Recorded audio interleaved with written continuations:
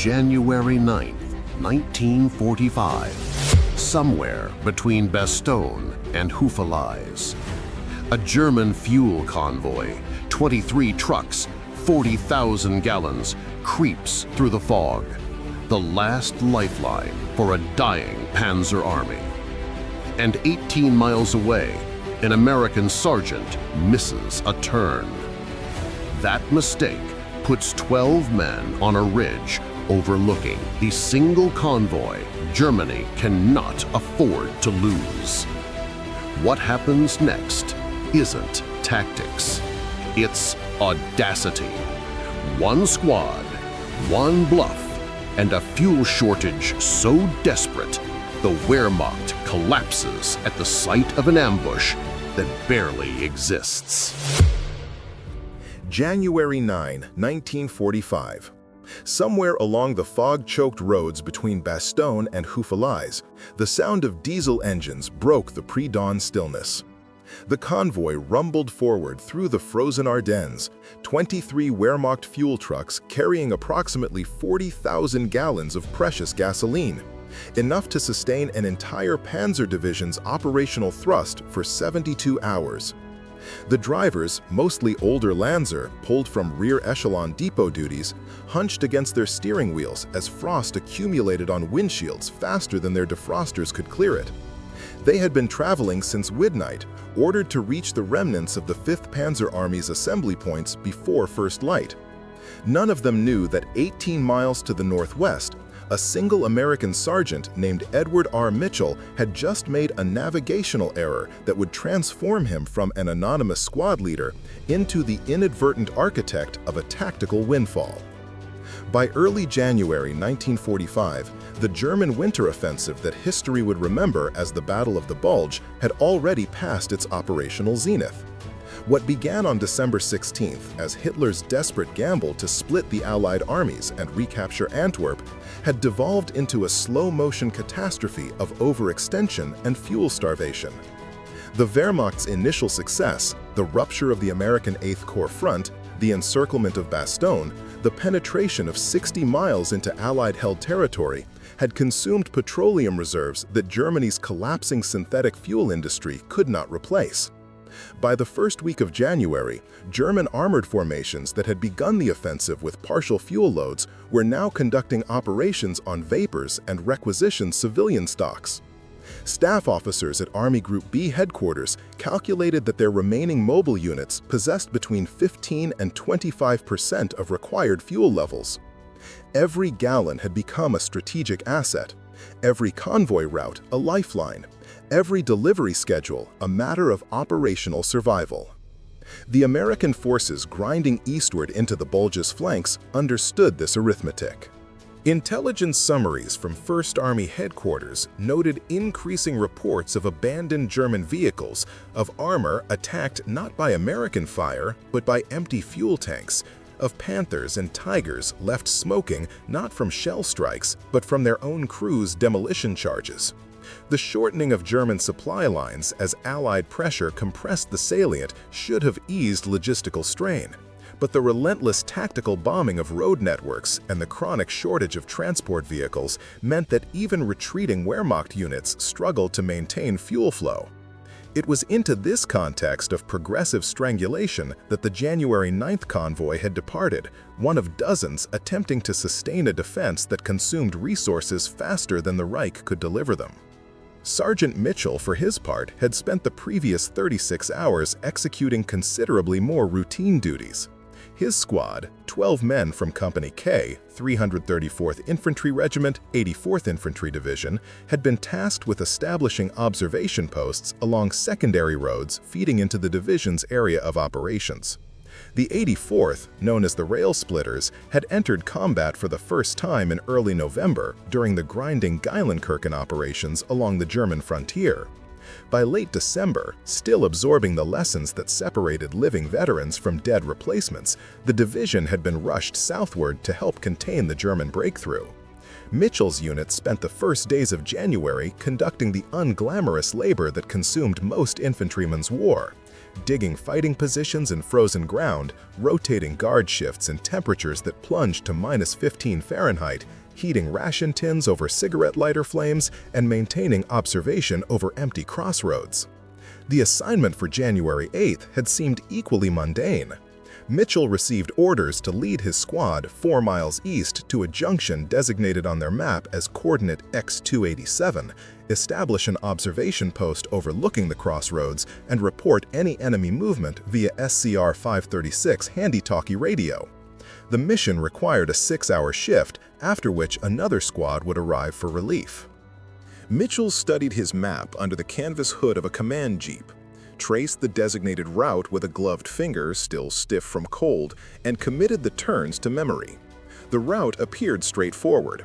Follow the main supply road east for 2.3 miles, turn left onto a secondary track marked as Route 16, continue 1.7 miles to the junction. Simple navigation, the kind of movement infantry squads executed dozens of times daily across the European theater. What Mitchell's map did not adequately convey, and what his brief study could not have revealed, was the extent to which recent snowfall and deliberate German demolitions had rendered the local road network nearly illegible. The Ardennes in winter became a landscape of white uniformity, where cleared roads, snow-covered fields, and tree-shadowed fire breaks merged into deceptive continuity.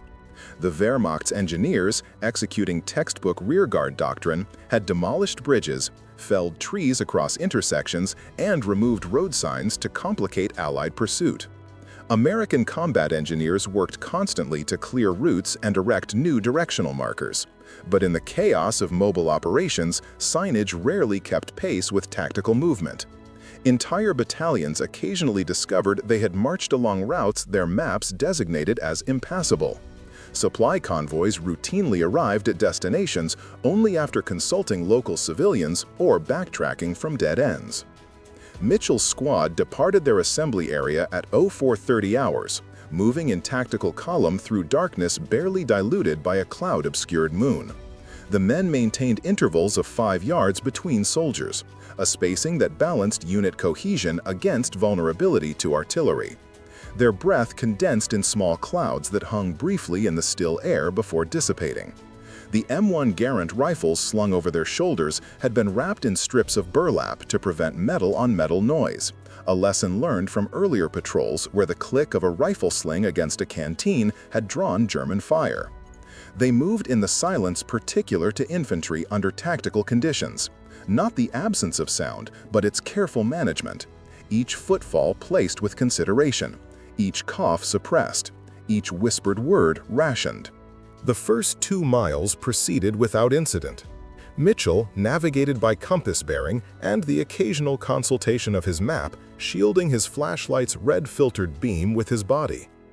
At what he calculated was the appropriate distance, he encountered an intersection. A crude wooden sign, freshly erected, bore a painted arrow and the designation Route 16. Mitchell ordered the turn.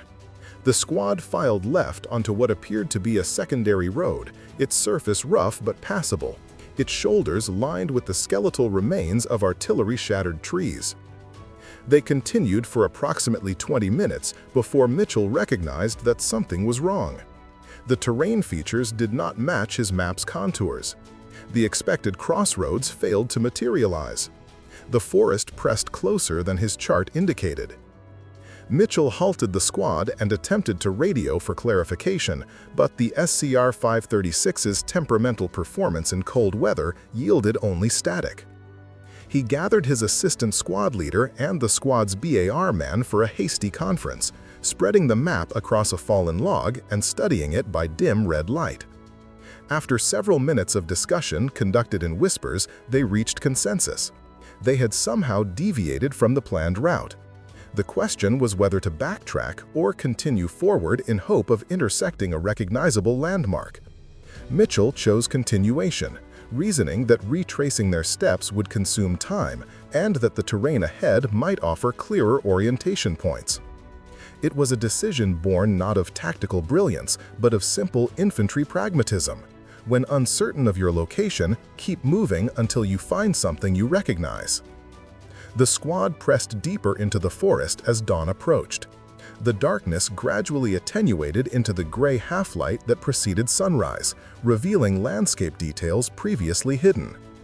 Mitchell noted vehicle tracks in the snow, recent enough to remain clearly defined. Multiple sets of tracks, suggesting a convoy rather than individual vehicles. The tracks ran perpendicular to the squad's axis of advance, crossing their route from north to south. American supply vehicles typically moved east-west in this sector. Mitchell felt the first touch of tactical alertness that preceded combat, a heightening of senses, a sharpening of focus, an unconscious checking of weapon safeties. He signaled for a halt and moved forward alone to investigate. Through the trees ahead, perhaps 100 yards distant, he detected movement. Vehicles, a column of trucks proceeding slowly along a road that Mitchell's map did not show. The trucks were dark in color, their shapes unfamiliar. Mitchell watched through the dawn murk as the convoy continued its crawl southward, the vehicles spaced at intervals suggesting tactical dispersion. 1 truck, 3 trucks, 7 trucks, more appearing from the northern tree line. He waited, counting, estimating. When the total exceeded 15 vehicles, Mitchell withdrew to his squad's position and made his assessment. The trucks were German.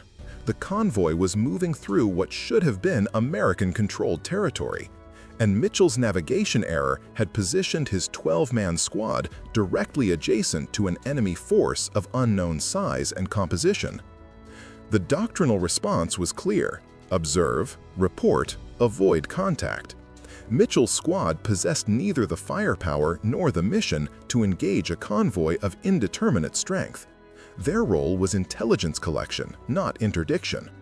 Mitchell should have pulled his squad back into concealment, attempted to re-establish radio communication, and transmitted a contact report to regimental headquarters. Standard infantry procedure. Safe. Correct. But Mitchell made a different calculation, one born from the unique circumstances of terrain, timing, and the peculiar character of warfare in January 1945. The convoy was moving slowly, cautiously, with the hesitant progression that suggested drivers uncertain of their route or fearful of Allied interdiction. The trucks appeared to be fuel tankers, their silhouettes distinct even in poor light. The road they traveled was narrow, hemmed by forest, offering limited space for maneuver. Mitchell's squad occupied elevated ground overlooking a choke point where the road curved sharply. And perhaps most significantly, Mitchell had observed something the German convoy commander had not. This route was about to intersect with a freshly cleared American supply road approximately 400 yards south of the squad's current position. If the convoy continued its present course, it would emerge directly onto that road. If American vehicles happened to be traveling that road at dawn, as supply convoys routinely did, the Germans would find themselves in a meeting engagement with the tactical advantage reversed. Mitchell formulated a plan that existed somewhere between tactical opportunism and unauthorized initiative. He would not directly engage the convoy with his squad's light weapons. Instead, he would position his men to block the road south of the convoy's current location, create the appearance of a larger American force, and attempt to bluff the Germans into surrender. If the bluff failed, his squad would withdraw under covering fire from their Bar automatic rifle. If it succeeded, they would capture intact whatever supplies the convoy carried. The plan violated multiple tactical principles. It split his already small force, risked unnecessary contact, exceeded his mission parameters, and depended entirely on enemy psychology rather than firepower. It was, by any conventional assessment, a sergeant's overreach. Mitchell later testified that his decision stemmed from remembering a lesson delivered during basic training at Camp House, Texas, that surprise and audacity often achieved results disproportionate to force ratios. He also acknowledged, with the honesty that distance from events sometimes permits, that boredom and the infantryman's desire to do something memorable played a role. 36 hours of frozen observation post duty had left him restless. The prospect of action, even risky action, held appeal. and the possibility of capturing German fuel supplies, the commodity that intelligence briefings constantly emphasized as the enemy's critical vulnerability, offered justification that elevated impulse into tactical logic. He split his squad into two elements. 6 men, including the bar team, would establish a blocking position where the German route intersected the American supply road. They would conceal themselves in roadside positions offering fields of fire. 6 men, under Mitchell's direct command, would move parallel to the convoy and position themselves at the intersection's northern approach. When the lead German vehicle reached the intersection, Mitchell's element would reveal themselves and demand surrender. The bar team would simultaneously open fire over the convoy's head, creating the impression of flanking fire from prepared positions. The shock of apparent encirclement, combined with the demonstrated presence of automatic weapons, might convince the German commander that continued movement would result in annihilation. The squad executed this maneuver with efficiency born from months of tactical conditioning. They moved through the forest in practiced silence, using terrain folds and tree cover to mask their displacement. The bar team reached their blocking position first, the assistant squad leader whispering position assignments and fields of fire. Mitchell's element worked their way forward until they overlooked the intersection, taking cover behind a collapsed stone wall that offered both concealment and firing positions. Through gaps in the wall's frost-covered stones, Mitchell watched the convoy approach. 23 trucks now, the full column visible in the strengthening daylight. Fuel tankers, exactly as he had assessed. Wehrmacht markings. Drivers visible through cabin windows. No apparent security escort. No accompanying armored vehicles. Just soft-skinned logistics trucks proceeding through hostile territory with a confidence that suggested either desperation or misinformation about American positions. The lead truck reached the intersection and began its turn onto the crossing road. Mitchell waited until the vehicle committed to the turn, until backing up would require difficult maneuvering, until the driver's attention was focused on navigation rather than threat assessment. Then Mitchell stood, stepped over the stone wall, and raised his M1 Garand to his shoulder. His 5 squad members rose simultaneously, their weapons aimed at the convoy. Mitchell later reported that he did not shout in German, having no knowledge of the language. Instead, he simply yelled "halt" in English, with sufficient volume and command that the universal imperative required no translation. The lead driver's response was immediate and instinctive. He stomped on his brake pedal. The truck shuddered to a stop, its momentum arrested so abruptly that the vehicle behind nearly collided with it. That second driver also braked, then the third. The entire convoy compressed like an accordion, each driver reacting to the sudden stop ahead without understanding its cause. Into this moment of confusion and stalled movement, Mitchell's bar team opened fire. The automatic rifle's distinctive report, a rapid, hammering cadence entirely different from the single-shot crack of rifles, echoed through the forest. The gunner aimed high, as Mitchell had instructed, his rounds tearing through tree branches above the convoy rather than striking vehicles. But the German drivers heard only the sound, not the trajectory. They heard American automatic weapons fire. They saw American soldiers deployed in positions suggesting prepared ambush. They recognized that their convoy, strung out on a narrow road with no space to turn around, occupied the most vulnerable possible tactical position. What the German soldiers could not see, because it did not exist, was the company-strength force that their tactical training told them must be present to conduct such an ambush. They could not see the machine gun positions that standard American infantry doctrine would have emplaced to cover such a roadblock. They could not see the bazooka teams that would normally target their lead and trailing vehicles to trap the convoy. They could not see the officers coordinating the ambush from command posts, or the radio operators calling in artillery support, or the reserve platoons positioned to exploit success. They saw 6 men and heard 1 automatic weapon, but their experience and training filled the forest with phantoms of the force that should have been present. The lead driver opened his door and emerged with hands raised. Within 30 seconds, doors were opening along the entire convoy. Drivers and assistant drivers climbed down from their cabins, their movements careful and deliberate, their hands visible and empty. Some called out in German what Mitchell presumed were offers of surrender. Others simply stood beside their trucks with arms elevated, waiting for American soldiers to take control. Mitchell watched this cascade of capitulation with surprise that matched his relief. He had planned for resistance, for the necessity of withdrawing under fire, for the possibility of casualties. He had not seriously expected that 24 German soldiers would surrender to a force they outnumbered 2-1 without offering any resistance whatsoever. But surrender they did, and Mitchell found himself responsible for 23 fuel trucks, 47 prisoners, and an extraordinary tactical problem. He possessed neither the personnel to properly guard so many prisoners nor the vehicles to transport them. His radio remained non-functional, defeating any possibility of immediate contact with higher headquarters. His squad's original mission, establishing observation at coordinate X287, remained unfulfilled, meaning that when his relief squad arrived at that location, they would find it unoccupied and would likely report his squad as missing. And his current position remained uncertain. Mitchell still did not know precisely where his navigation error had led him, though he could now confirm it was somewhere significantly off course. Mitchell made decisions with the same pragmatic simplicity that had characterized his earlier choices. He ordered the German drivers to remain in their vehicles, assigning 1 American soldier to guard every 3 trucks. An inadequate ratio by any doctrinal standard, but the best available under circumstances.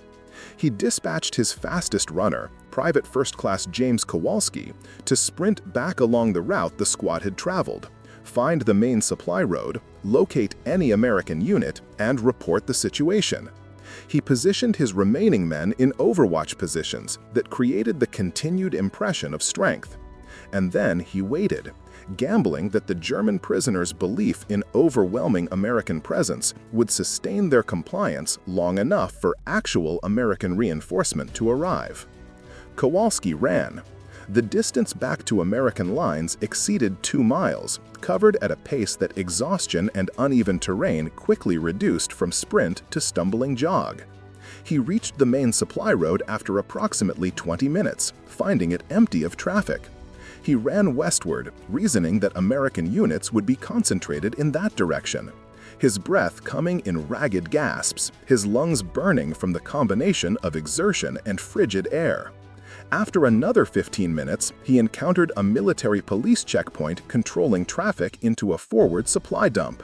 He delivered his report to an astonished MP sergeant who initially questioned whether Kowalski had suffered some hallucination brought on by cold and fatigue. Kowalski's insistence and his ability to provide specific details about the convoy's composition and location finally convinced the MP to radio for verification and response. The report traveled up the chain of command with the accelerating urgency that attended any mention of captured enemy fuel supplies. Within 30 minutes, elements of the 334th Infantry Regiment's headquarters company were moving toward Mitchell's reported position, guided by Kowalski, who had recovered sufficiently to return. Within an hour, a provisional force including 2 platoons of infantry, a section of tank destroyers, and a military intelligence team arrived at the intersection. They found Mitchell's squad still holding the convoy, the German prisoners still compliant, and the fuel trucks still intact. The subsequent investigation revealed that the convoy had been attempting to reach German positions that Allied advances had already overrun, navigating by outdated maps that showed roads as secure when they had already fallen under American control. The German drivers' surrender had been predicated not on cowardice, but on realistic assessment. Believing themselves surrounded by superior forces in untenable terrain, they chose preservation over pointless resistance. The fuel convoy's capture yielded resources beyond its immediate material value. Intelligence officers interrogated the prisoners, extracting information about Wehrmacht logistical procedures, supply routes, and fuel distribution networks. Maintenance personnel examined the trucks, noting their increasingly desperate mechanical condition. Civilian vehicles pressed into military service, tires worn to canvas, brakes operating at marginal efficiency, engines maintained through improvisation rather than proper parts. Ordnance officers inspected the fuel itself, finding gasoline blended with alcohol extenders and other substitutes that reflected Germany's collapsing petroleum industry. Every detail confirmed the assessment that Allied intelligence had been building throughout late 1944 and early 1945, that Germany's mobile warfare capability was being strangled not by lack of armored vehicles or trained crews, but by chronic, unsolvable fuel poverty. The captured gasoline was promptly diverted to American use. 40,000 gallons. Enough to fuel an armored battalion's training exercises or sustain several days of tactical operations. Not a war-winning quantity, but a useful windfall that would otherwise have extended German resistance by some increment.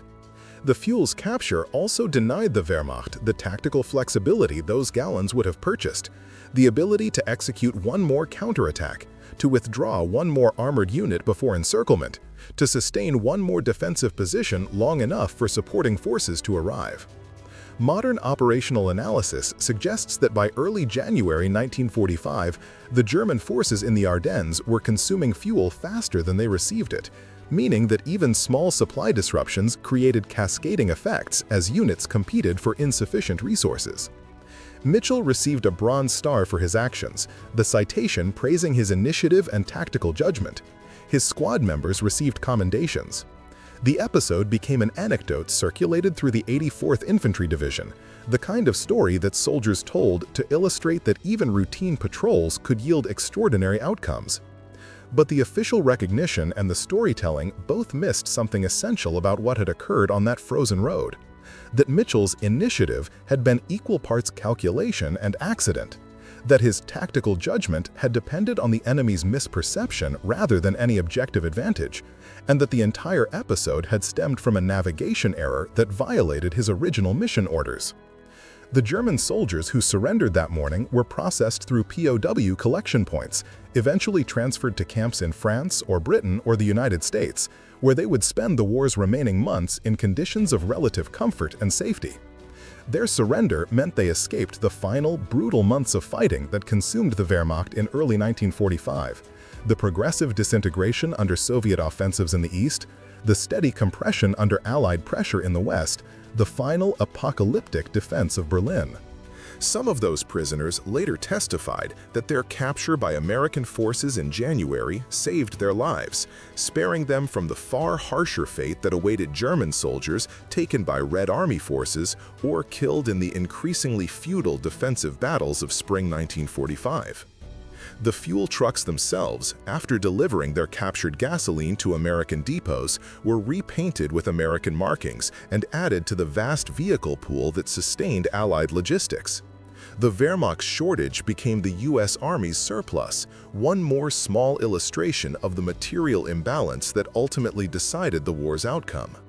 American forces advanced into Germany with supply lines stretching from Channel ports to the Rhine, supported by thousands of trucks, hundreds of thousands of gallons of fuel, and an industrial capacity that could replace losses faster than combat-consumed equipment. German forces defended with supply lines measured in kilometers rather than hundreds of miles, supported by horse-drawn wagons and bicycle-mounted troops, fueled by gasoline cut with substitutes and augmented by fantasy. The fantasy that will and ideology could substitute for steel and petroleum, that determination could overcome arithmetic, that fighting harder would achieve what fighting smarter and with greater resources could not. Mitchell himself survived the war, returning to civilian life in Ohio, where he worked in automotive manufacturing for 40 years. He rarely spoke about his military service, following the pattern common to many veterans for whom the war represented a necessary interruption rather than a defining achievement. When pressed by family members or local historians to describe his experiences, he would mention the Ardennes, the cold, the confusion, and occasionally the convoy capture. But his descriptions emphasized the accident of navigation and the luck of timing rather than any personal heroism. He seemed to understand, with the wisdom that perspective provides, that his moment of tactical success had depended less on his decisions than on circumstance, the convergence of terrain, timing, enemy exhaustion, and German misperception into a brief window where bluff could achieve what firepower could not. The intersection where the capture occurred was rebuilt after the war. The forest regrew around it, and the road now carries civilian traffic between Belgian villages that bear small plaques commemorating the winter battles but preserve few physical traces of the combat that swept across this landscape. The specific location of Mitchell's accidental ambush remains unmarked, known only through military records and the fading memories of participants. The stone wall that provided cover has collapsed further or been removed entirely. The trees that witnessed the event have been harvested and replaced by new growth. The snow that covered everything that January morning has melted and fallen and melted again 79 times since, each winter laying temporary cover over the same ground, each spring revealing earth that remembers nothing. What persists beyond the physical landscape is the larger truth that Mitchell's experience illuminated, that modern warfare's outcome rested not on isolated moments of individual courage or tactical brilliance, but on the accumulated weight of industrial capacity, logistical sustainability, and material abundance. The United States in 1945 fielded armies that never worried about fuel shortages, that received replacement vehicles faster than combat destroyed them, that could afford to assign 12 men to capture 40,000 gallons of gasoline because those 12 men were backed by millions more, and those gallons were excess added to sufficiency rather than critical shortage temporarily relieved. Germany in 1945 fought with armies increasingly immobilized by fuel starvation, with vehicles cannibalized for parts to keep others running, with tactical commanders forced to choose which units received gasoline and which would be abandoned as static defense. This asymmetry, more profound than any tactical or operational distinction, determined the war's trajectory with mathematical inevitability. The fuel convoy captured by Mitchell's navigation error represented one small coefficient in this larger equation. Its capture did not shorten the war by any measurable duration. It did not save any specific number of lives. It did not alter any strategic calculation. But it illustrated the reality that countless small failures, German convoys lost, supplies undelivered, units immobilized, accumulated into systemic collapse. And it demonstrated that by January 1945, the Wehrmacht had reached a state of operational fragility where even a squad-sized American patrol, accidentally positioned and tactically improvising, could achieve results disproportionate to its strength because the entire German military structure was operating at the margins of functionality. For the individual soldiers involved, both the Americans who conducted the capture and the Germans who surrendered, the episode represented something simultaneously mundane and extraordinary. Mundane in that it involved no combat, no casualties, no dramatic action beyond standing in position and making a bluff. Extraordinary in that it produced an outcome beyond any reasonable expectation, transforming a navigation error into a tactical success, converting confusion into clarity, making accident appear as intention. The soldiers who participated would remember that morning as one of the war's strange moments where circumstances aligned unexpectedly, where weakness masqueraded as strength long enough to matter, where the gap between appearance and reality created space for fortune to intervene. As January 1945 progressed into February and then March, as Allied armies crossed the Rhine and began the final campaigns into Germany's heartland, fuel logistics remained central to operational planning. American commanders knew that their advance depended on maintaining the flow of gasoline from channel ports through hundreds of miles of supply lines to forward units. They knew that any interruption, whether from German sabotage, French railway strikes, or simple mechanical breakdown, could stall entire army groups. They knew that the Red Ball Express and its successor supply operations represented as critical a front as any combat operation. And they knew that Germany's increasing inability to sustain similar logistical efforts meant that every day the Wehrmacht's operational capability declined while Allied capability increased. The war ended on May 8, 1945, with German unconditional surrender. Among the many factors that had brought the Reich to that endpoint, military defeats, strategic errors, ideological delusions, industrial destruction, the simple exhaustion of petroleum reserves ranked as high as any. Germany entered the war dependent on imported oil and synthetic fuel production, conducted campaigns that consumed petroleum faster than supply allowed, and ended the war with armored divisions immobilized not by enemy fire but by empty fuel tanks. The great Panzers that had terrorized Europe from 1939 to 1943 sat abandoned along roadsides in 1945, not destroyed but merely unmoving, monuments to the mathematics of resource depletion. Against this backdrop of industrial-scale fuel exhaustion, one sergeant's capture of 23 fuel trucks seems almost trivial, and yet it contains within itself the entire logic of the war's ending, that German shortages had become so acute that even minimal American successes inflicted disproportionate impact, that German tactical errors had become so frequent that American accidents could produce positive outcomes, that the cumulative weight of material disadvantage had reduced Wehrmacht operations to such fragility that any disruption resonated through the system. Mitchell had not won a battle or changed the war's course. He had simply demonstrated in miniature what the larger war had already proven, that logistics defeats armies as surely as combat, that abundance ultimately overwhelms scarcity, and that even accidental success becomes possible when the enemy is already failing.